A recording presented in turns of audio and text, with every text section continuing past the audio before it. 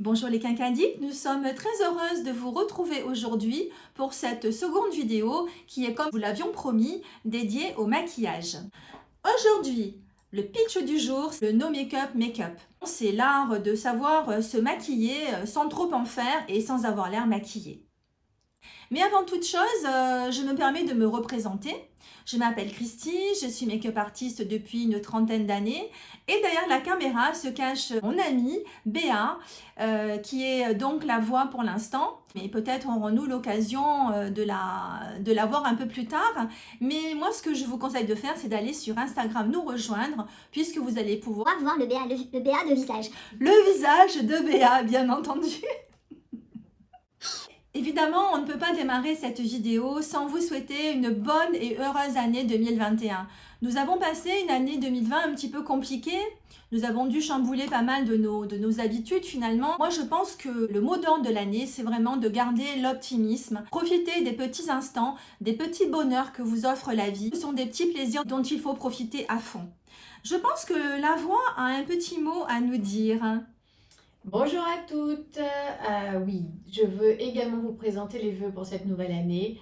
De toute façon, puisse-t-elle être bien meilleure que l'année passée, ça va pas être trop compliqué. Et comme il paraît que je suis une éternelle optimiste, j'aimerais vous insuffler cet aspect positif et optimiste de la vie. Essayez toujours de regarder le meilleur moment que vous avez passé dans la journée et pas le mauvais moment. Et je pense qu'on peut le dire également pour l'année. Voilà, à tout à l'heure. Aujourd'hui, nous allons partir sur l'idée de ce no make-up make-up. D'une part parce que nous sommes en plein hiver et que nous avons perdu notre bronzage de l'été. Et puis le teint est un petit peu plus terne. Je pense que vous avez dû le remarquer vous aussi. Le principe du no make-up make-up, c'est vraiment de mettre l'accent sur le teint et d'avoir l'air maquillé sans en avoir l'air. Je pense que vous avez compris l'idée du no make-up make-up. J'ai donc fait ma routine soin auparavant, j'ai bien hydraté ma peau et je vais utiliser des produits qui vont être assez transparents puisque le but c'est qu'on voit finalement la transparence un petit peu de la peau mais en camouflant tout ce qui est pas très joli. Et on va mettre l'accent sur la lumière à certains endroits de votre visage pour mettre en avant vos atouts. Et ce maquillage va avoir un petit côté lifting puisqu'il va un petit peu tendre, donner une impression de peau repulpée et de peau retendue. Et ça, je crois qu'après 50 ans, même après parfois 45 ans, tout dépend de votre peau, je pense que ça peut faire toute la différence. Dans tous les cas, c'est vraiment un maquillage qui est facile à faire, qui va vous prendre une dizaine de minutes et surtout qui va vous apporter beaucoup de lumière et beaucoup de naturel. C'est vraiment là ce sur quoi je veux insister. Pour plus de facilité, je vais vous lister dans la barre d'infos tous les produits que je vais utiliser aujourd'hui. Vous pourrez les acheter très facilement. Sans plus attendre, passons au maquillage. Comme vous l'avez compris, nous allons jouer avec la lumière sur le teint. Il est très important d'adopter une routine de soins au top. J'entends par là de vous nettoyer le visage le matin, ensuite d'hydrater votre peau avec un soin ou des soins adaptés et enfin de la protéger avec une protection solaire pour éviter toutes les petites taches que vous pourriez avoir à cause du soleil. Et malheureusement, en vieillissant, on s'aperçoit qu'au plus ça va, au plus les taches sont visibles. Je vous rappelle également que même si vous avez la peau mixte ou grasse, hydratez votre peau. Je vais vous le répéter, vous le rabâcher, mais c'est vraiment la base, quoi. Donc on compte sur vous pour que vous hydratiez votre peau tous les jours. De toute façon, si vous hydratez pas, votre maquillage ne tiendra absolument pas. Voilà, la voix de la raison. Et vous pouvez avoir la peau grasse, ça n'empêche pas de manquer d'eau. C'est deux choses différentes. Absolument. Donc Démarrons par le teint. La clé de voûte pour avoir ce fini lumineux que l'on recherche dans ce type de make-up. Parlons des pores. C'est vrai que les pores, c'est un petit peu la bête noire de beaucoup de femmes, mais les pores, c'est tout à fait normal d'en avoir. Et malheureusement, on peut pas faire grand-chose pour les réduire. Simplement, il va falloir ajouter des produits qui vont pouvoir vous aider, notamment dans le soin avec la niacinamide par exemple. mais ça on aura l'occasion d'en reparler dans un prochain tuto soin. Après il y a des artifices, des bases qui vont vous permettre de flouter un petit peu les pores. Je pense que vous avez remarqué aussi une chose, c'est que même si vous n'avez pas la peau grasse, en vieillissant, les pores deviennent plus visibles. Pourquoi, vous allez me demander? Eh bien parce que la peau se relâche, la peau s'affaisse, les pores, et ça c'est vrai, franchement, moi je me rappelle que quand j'étais une jeune femme, c'est vrai que j'adorais ma peau parce qu'elle était lumineuse, elle était fine et on ne voyait quasiment pas mes pores. Malheureusement, en vieillissant, la vieillerie, toujours pareil, on en revient toujours au même problème, les pores deviennent plus apparents. Je vais utiliser tout d'abord une base. C'est une nouvelle base de chez Dior qui va sortir. Je la teste aujourd'hui pour la première fois et comme ça, je vais pouvoir vous donner un petit peu mon retour. Il s'agit du Forever Skin Veil SPF 20 qui va corriger, illuminer et hydrater la peau. C'est une base qui est un petit peu colorée, un petit peu beige. Je vais l'utiliser uniquement en zone T. On va voir si elle floute les pores, parce que finalement, c'est aussi ce que j'attends d'une base. Toujours pour faire camoufler ces fameux pores, ces fichus pores même, je vais dire. C'est plutôt pas mal, en effet, il y a bien une action sur, je ne sais pas si vous verrez à la caméra, mais on voit que les pores sont un peu plus lissés. Ce que j'aime bien faire, c'est ensuite tapoter pour mettre en place toutes les petites poudres qui sont à l'intérieur de ce genre de produit. Bon, après, c'est pas la base qui floute le plus les pores que j'ai essayé, mais on dirait qu'elle fait le job. Passons à la vitesse supérieure avec un produit de chez Charlotte Tilbury, Hollywood Flawless Filter. Et ce produit va avoir un effet lumineux sur votre peau, va vous donner beaucoup de lumière, mais il va également lui aussi flouter les petites imperfections. J'ai pour ma part la teinte numéro 4, qui est un poil foncé pour la saison. Je l'avais acheté pour la saison d'été. Je pense que je vais me le reprendre en numéro 3 parce que j'adore vraiment ce produit. Il a plusieurs modes d'application. Vous pouvez l'appliquer sur l'ensemble du visage comme je vais le faire dans quelques instants, mais vous pouvez également l'appliquer et l'utiliser comme un highlighter. Petite parenthèse, si vous avez la peau grasse, n'utilisez pas ce produit sur la totalité du visage, parce que vous risquez de briller davantage. Utilisez-le donc sur les joues et sur l'extérieur. Voilà, ça suffira largement. Après, on viendra faire quelques petites touches supplémentaires, mais ça, on en reparle tout à l'heure. J'aime beaucoup, vraiment, je suis une grande fan de Charlotte Tilbury. D'ailleurs, vous allez le constater, puisque je vais vous proposer plusieurs produits de la marque. C'est vrai que les textures de Charlotte de chez C'est parti pour l'application.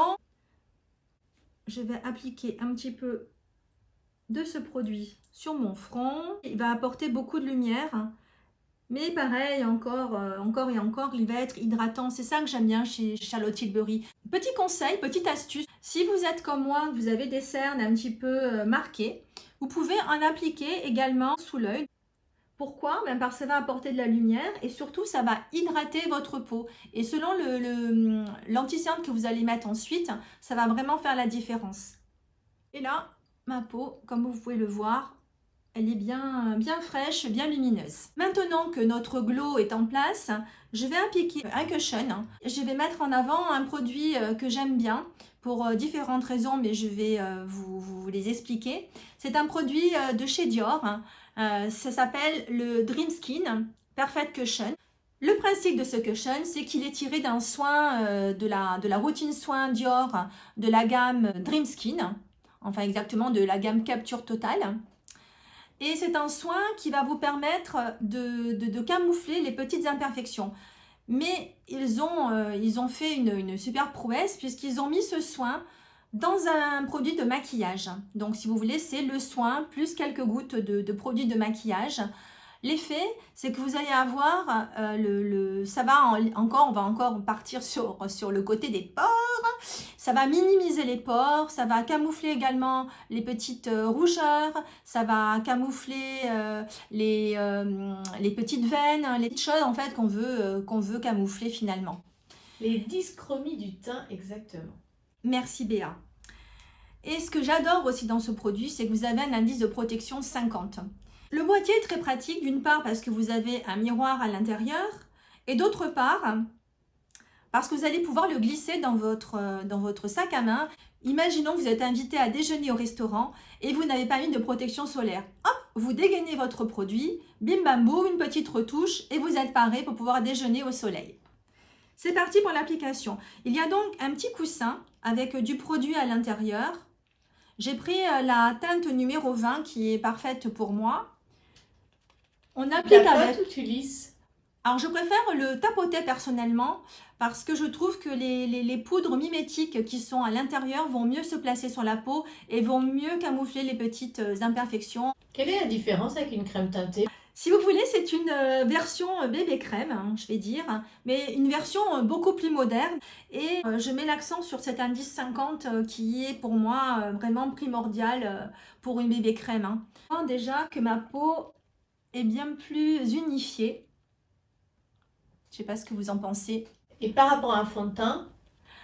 La légèreté. Vous allez avoir une couvrance qui va être vraiment légère, mais qu'on peut moduler néanmoins puisque vous allez pouvoir retapoter par exemple sur les petites rougeurs pour essayer de camoufler.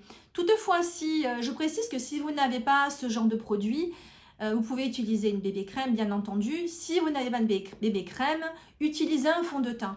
Seulement, utilisez un fond de teint avec une couvrance légère à moyenne, pas un fond de teint avec une couvrance complète. En vieillissant, je déconseille de choisir un fond de teint couvrant pour la simple et bonne raison que le fond de teint va avoir tendance à marquer davantage les ridules et les rides d'expression et c'est vraiment tout ce qu'on veut éviter. Petite astuce, vous n'avez pas de crème teintée, vous avez qu'un fond de teint. Vous prenez votre crème de jour si tant est qu'elle soit un peu fluide. Vous mélangez un peu votre crème de jour à votre fond de teint dans votre main. Vous chauffez, vous appliquez, vous obtenez une crème teintée. C'est une très bonne idée. Au même titre que si vous voulez donner à votre crème teintée un côté un peu plus lumineux, vous pouvez très bien y rajouter un highlighter liquide ou ce produit de chez Charlotte Tilbury, ça fera parfaitement l'affaire. Passons à l'étape de la correction. On va vous aider à camoufler les cernes et si vous avez des petites rougeurs supplémentaires ou un petit bouton, ce qui malheureusement peut vous arriver, comme à tout le monde d'ailleurs. Hein. Et oui, on peut avoir 50 ans et des boutons. Vous allez croire que je suis sponsorisée par Charlotte Tilbury, mais je ne suis sponsorisée que par ma carte bleue pour le moment.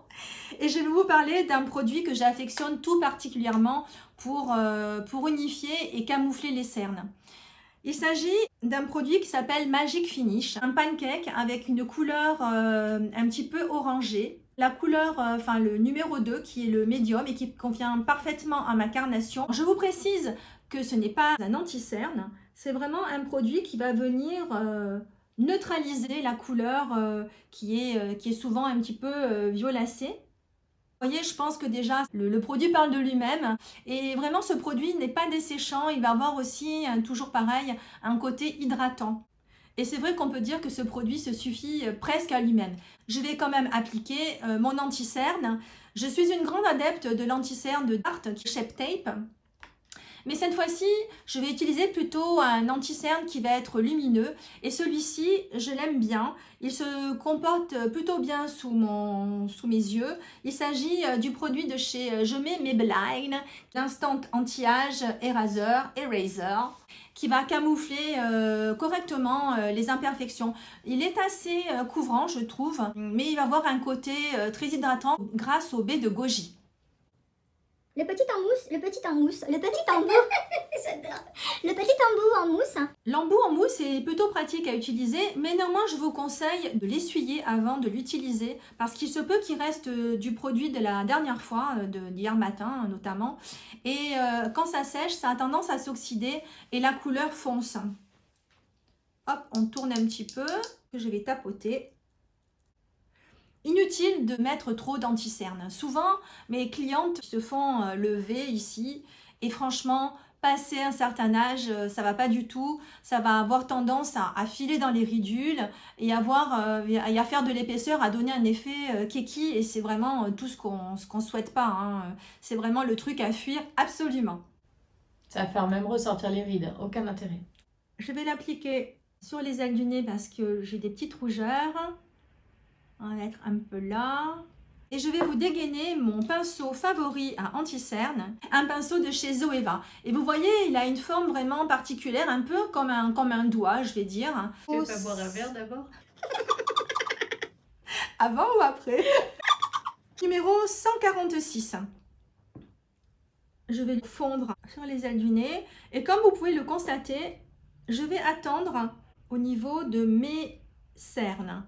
Pour la simple et bonne raison qu'en le mettant et en attendant que ça sèche un petit peu, les huiles qui sont contenues à l'intérieur de votre anti-cerne vont être absorbées par votre peau et il ne restera que le pigment et finalement ça sera nickel pour pouvoir faire les retouches et pour pouvoir camoufler tout ce qu'on veut camoufler. C'est vraiment une astuce que je vous conseille de faire parce qu'elle est ultra efficace. Pendant que mon anti-cerne sèche, je vais utiliser un produit de chez Dior.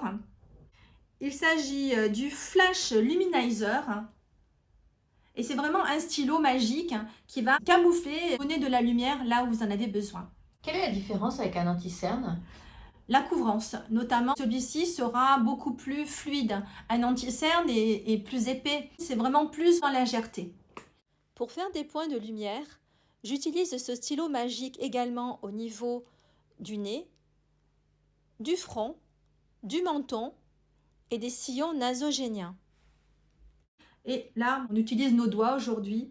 Je vais tapoter tout ceci. C'est parti avec notre anti-cerne. On le tapote avec mon petit pinceau fétiche. Vous pouvez remonter vers le coin externe. Souvent, à cet endroit-là, on a quelques petites rougeurs à masquer. Vous voyez, j'en ai vraiment pas mis beaucoup.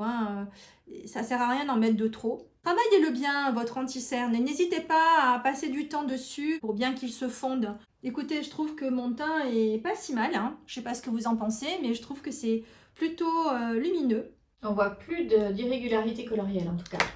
Et c'est absolument le but. Après, faites un petit check quand même, voir si à certains endroits, vous n'avez pas les produits que vous avez utilisés qui se sont mis dans les ridules. On tapote. Le seul inconvénient de cet anti-cerne, je vais dire, c'est qu'il a tendance un petit peu à filer dans les ridules. Mais c'est normal, c'est un anti-cerne qui a des vertus hydratantes. Il n'y a pas de secret. C'est soit vous allez avoir un anti-cerne qui va être mat et en effet, il aura moins tendance à filer dans les ridules. Soit vous allez avoir un anti-cerne hydratant et là, il va falloir de temps en temps un petit peu tapoter pour enlever l'excédent. Vous pouvez évidemment, si votre peau le permet, poudrer votre anti-cerne. Moi, je ne le fais jamais parce que je trouve que ça marque davantage mon dessous d'œil et je ne suis pas très fan. Mais certaines personnes le font et ça fonctionne très bien. Voilà, par exemple. Donc, on est vraiment tous différents et c'est vraiment ce qu'on veut vous faire passer comme message dans nos vidéos. C'est qu'il faut vraiment que vous essayiez les produits, que vous les testiez par vous-même. Parce que nous, ce qu'on a testé sur nous va peut-être nous convenir, mais ça ne sera pas forcément le cas sur vous. Que serait-ce le teint sans un petit peu de bronzer? Et aujourd'hui, puisque nous sommes sur un teint frais plutôt d'hiver, puisque nous sommes en hiver, je vais utiliser une teinte froide. Et c'est vrai que la plupart du temps, quand on achète un bronzer, il va plutôt avoir une teinte chaude, ensoleillée, mais là, en tout cas, pour ce que je veux faire aujourd'hui, je vais vraiment partir sur cette idée teinte froide. Celui-ci est de la marque Misha, que j'ai acheté sur un site coréen qui s'appelle YesStyle, un site que j'aime beaucoup, dont j'aurai l'occasion de vous reparler, puisqu'on y trouve pas mal de pépites et de trésors. Et ça coûte, je crois, dans les moins de 10 €, je ne sais plus le prix exact, mais franchement, c'est un produit hyper abordable. Je vais utiliser ce pinceau de chez Real Techniques, qui est donc le pinceau numéro 400. Vous voyez, il a des poils souples et il est un petit peu pointu. C'est absolument le genre de pinceau adéquat pour faire ceci. Donc, il ne marque pas beaucoup. N'ayez pas peur d'avoir des traces. Celui-ci, il est vraiment léger. Je vais l'appliquer sur les joues. À quel endroit tu appliques le bronzer? Alors là, vous voyez, je suis partie sur, on va dire, une zone un peu diffuse, mais je ne suis pas partie sur le haut de ma pommette. Je suis vraiment partie plutôt sur le bas de ma pommette. Donc, il se construit, vous pouvez en rajouter, aucun problème. Je vais l'appliquer également sur le côté bombé de mon front. Ça va permettre de donner un petit peu de dimension à mon teint, tout en légèreté. Et je vais en rajouter également sous mon maxillaire. Ça va permettre, si on a, vous voyez, en vieillissant, voilà, Micheline, voilà, c'est moi Micheline. on camoufle un petit peu ça. On veut l'oublier, hein, mis à part de faire un lifting.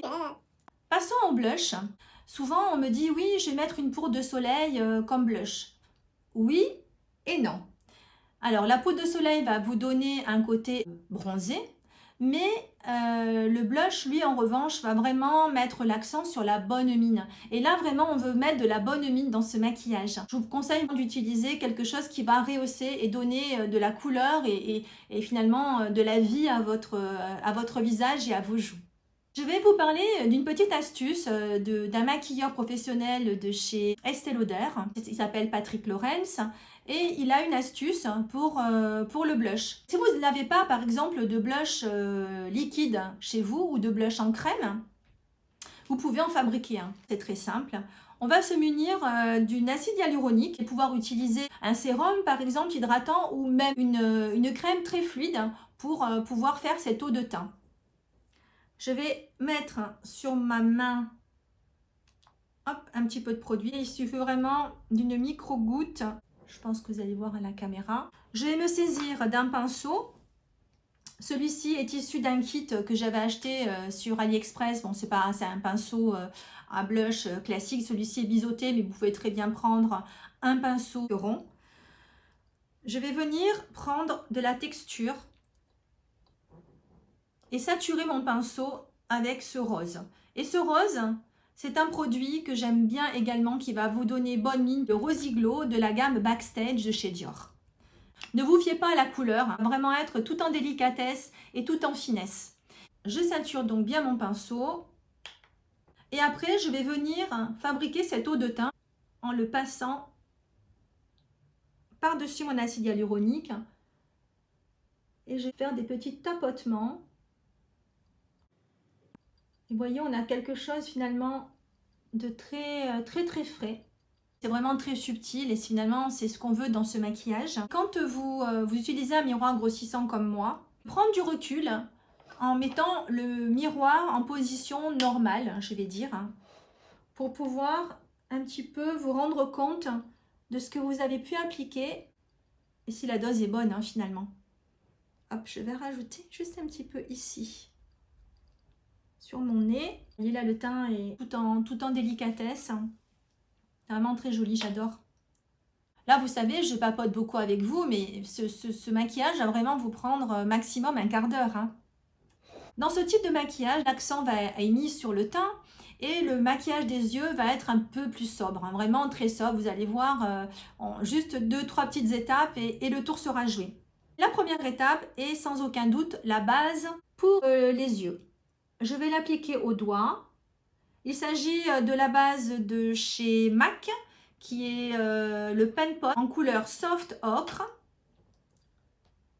On tapote et je pense que vous allez voir tout de suite la différence. Ça va vraiment unifier ma paupière et ça va permettre à mon fard de beaucoup mieux tenir dans le courant de la journée et de ne pas venir se mettre dans les petites ridules. Je vous conseille vraiment ce type de base pour les deux raisons que je viens de vous évoquer.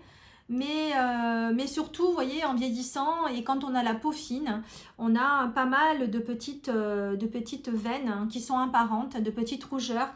Et c'est vrai que quand on se maquille, c'est pas forcément très joli. Une petite astuce supplémentaire, si vous avez la peau grasse, vous pouvez, juste avant de vous maquiller les paupières, avant donc de mettre votre base, vous pouvez prendre un Kleenex et venir tapoter le dessus de votre œil pour enlever l'excédent de sébum et ainsi pouvoir ensuite appliquer votre base pour qu'elle tienne mieux et que vos fards ne filent pas. Afin de donner de la dimension à mon regard, je vais tout de même appliquer juste un petit voile de poudre. Et cette poudre que je vais utiliser, c'est donc la poudre de chez Missha. Je vais l'appliquer dans le creux paupière. Juste pour donner, je vous dis, de la dimension à mon regard. Vraiment, ça se fait très rapidement. Je pense que vous devez le voir à la caméra. Bon, en tout cas, au miroir, je vois que j'ai un petit voile en fait. Afin d'harmoniser votre maquillage, c'est vraiment une petite astuce que je vous partage, que j'aime bien faire. Donc pour redonner un petit peu de peps à votre maquillage des yeux, vous pouvez reprendre votre blush avec le même pinceau et vous allez le mélanger à ce que vous venez d'appliquer. Très léger, hein, on ne veut pas que ça soit rose non plus. On va faire un rappel avec la couleur qu'on a utilisée sur les joues. Ensuite, je me munis d'un crayon noir. Celui-ci est celui de chez Kiko, l'Intense Color. Et je vais l'appliquer à l'intérieur de la muqueuse supérieure. Alors, c'est toujours le truc que je déteste faire parce que ça me chatouille. Surtout si vous avez des lentilles, faites attention. Ne soyez pas trop brusque. Ça va étoffer ma ligne de cils puisque finalement, le maquillage des yeux va s'arrêter là avec le mascara.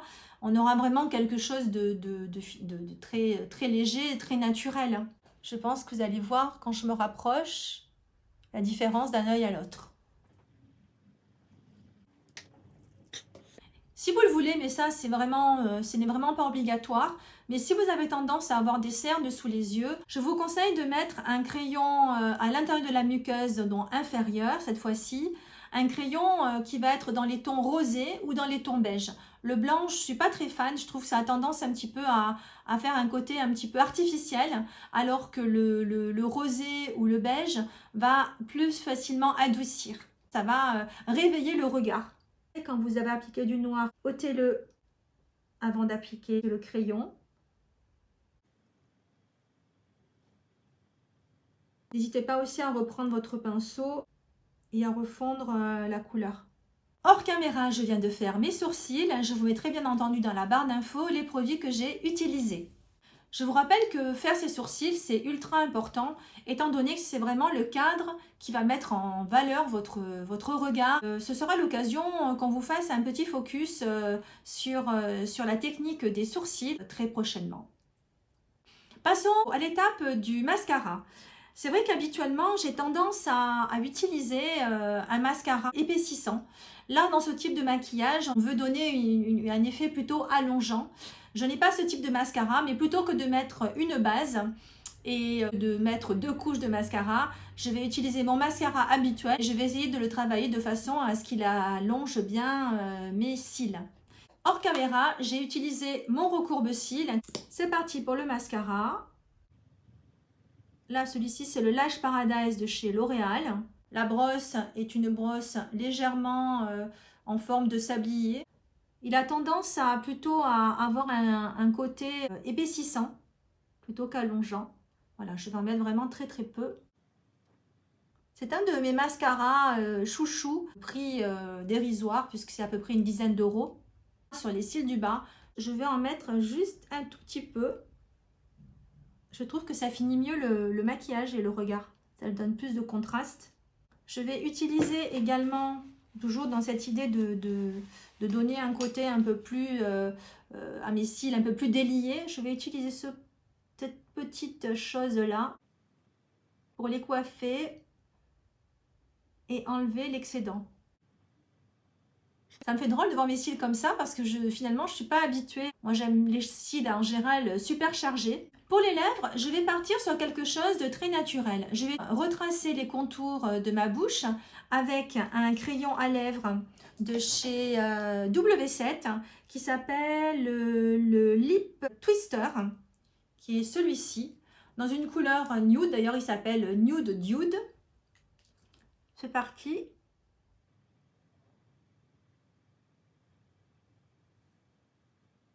Il faut faire attention à bien rééquilibrer les contours de sa bouche.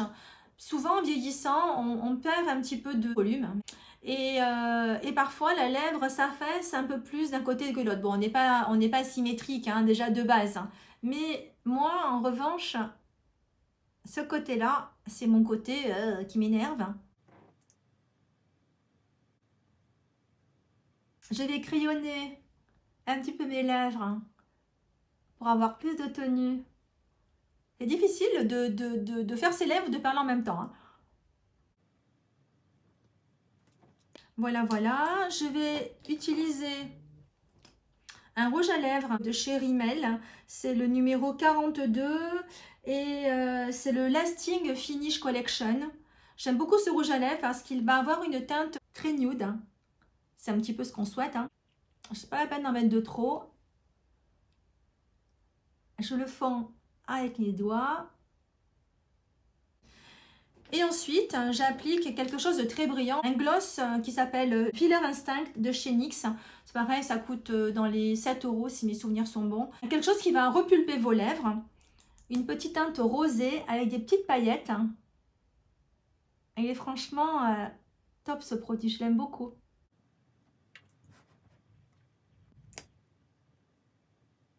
Il a un côté lissant et surtout il ne file pas. Une fois que vous avez terminé cette étape, reprenez votre miroir dans le sens, enfin en tout cas du côté où c'est le moins violent. Vous allez faire le point un petit peu sur votre visage. On peut faire quelques petites retouches. Je vais rajouter un petit peu d'highlighter à certains endroits. Je vais mettre quelques petits points ici, quelques petits points là. Mettre là, ici également. Et je vais réutiliser mes doigts et je vais fondre le tout. Vous voyez l'avantage de ces highlighters liquides comme ceci et qui sont hydratants comme celui de chez Charlotte Tilbury, c'est qu'il ne va pas marquer les ridules. Il va y avoir un côté super doux au niveau visuel, j'entends.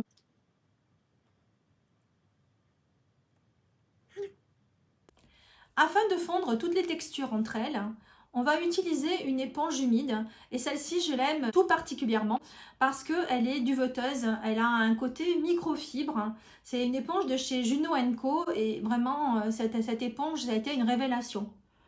Aucune démarcation et cette éponge fait grandement le job. J'en profite pour repasser au niveau de mes cernes aussi. Et je vais terminer par la poudre de chez It Cosmetics, qui est vraiment une poudre absolument merveilleuse puisqu'elle est ultra fine. Elle a un fini mat mais pas trop intense et surtout elle va venir flouter les petites imperfections de votre peau et notamment les pores. J'en mets un petit peu dans mon bouchon. Je vais prendre un pinceau. Celui-ci est un ancien pinceau que j'ai d'Urban Decay, mais un pinceau à poudre fera tout à fait l'affaire. Voilà, je vais en mettre dans mon pinceau. Je tapote. Et je vais venir balayer sur ma zone T. Voilà, cette poudre est vraiment ultra fine. Voilà, me voici fin prête. Vous pouvez aisément voir le côté lumineux que m'a apporté ce maquillage et surtout l'effet bonne mine. Je me trouve une mine resplendissante, n'est-ce pas? Enfin voilà, on voulait vraiment partager avec vous ce tuto make-up. On espère que ça vous aura plu. Et si tel est le cas, n'hésitez pas à nous mettre un petit commentaire pour nous dire ce que vous en avez pensé. Et puis si vous, de votre côté, vous avez déjà essayé ce maquillage, ne partez pas sans nous avoir laissé un like et de vous abonner à notre chaîne en actionnant la petite cloche pour ne manquer aucune de nos prochaines publications. Si vous le souhaitez, rejoignez-nous également sur Instagram. On pourra papoter plus en détail de make-up, de soins, etc. On vous dit à très vite pour une prochaine vidéo sur le maquillage et prenez soin de vous. Au revoir.